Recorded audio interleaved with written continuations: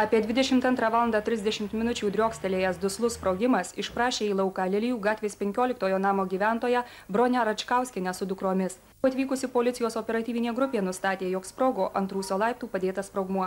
Sprogimo metu išdužo balkono virtuvės rūsio langai, sueižėjo ir suskilinėjo medinės namo durys, kambarių sienos, išbyrėjo keleto aplinkinių namų langai.